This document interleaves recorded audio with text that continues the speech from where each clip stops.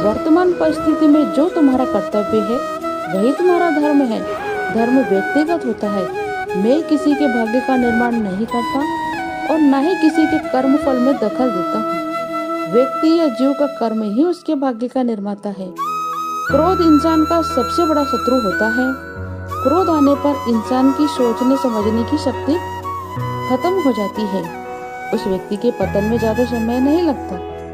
व्यक्ति कर्म करने से कभी छुटकारा नहीं पा सकता, इसलिए तुम्हें हमेशा कर्म करते रहना चाहिए, क्योंकि कर्म के बिना तुम्हारे शरीर का निर्वाह भी नहीं हो सकता। परिवर्तन ही संसार में स्थायी है, इसलिए परिवर्तन से घबराना नहीं चाहिए। मन को नियंत्रण में रखो ना किसी घोड़े के नवजात शिशु को नियंत्रण में रखने जितना कठिन होता है। जो दिल में सच्चा है वही रास्ते में साथ देगा। भक्ति बिना भगवान भी अधूरा और भगवान बिना भक्ति भी अधूरी।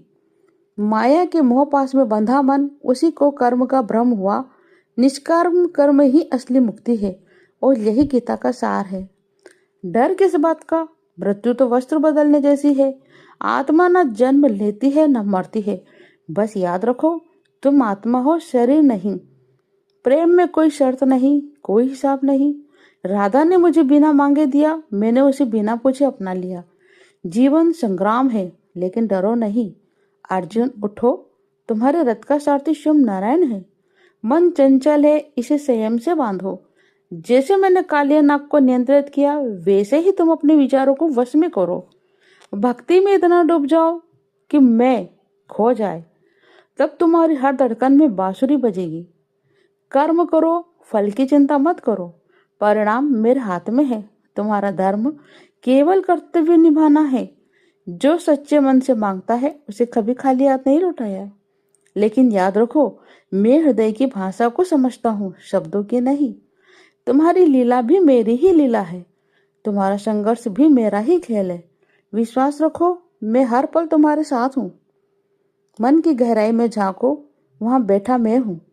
मंदिर की मूर्तियों से पहले तुम्हारे विश्वास में मेरा वास है। जीवन का हर दुख एक संदेश वाहक है जो तुम्हें मेरी ओर मोड़ने आया है। उसे दुश्मन समझकर भगाओ मत। तुम्हारी इच्छाएं आकाश के बादलों जैसी हैं।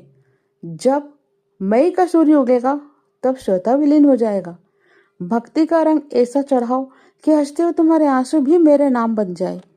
धर्म और अधर्म की लड़ाई में सत्य का झंडा थामे खड़े रहो। याद रखो, अन्याय के आगे चुप्पी अधर्म की सहमति है। प्रेम की डोर इतनी मजबूत बनाओ कि मृत्यु भी उसे काट ना सके। फिर देखो,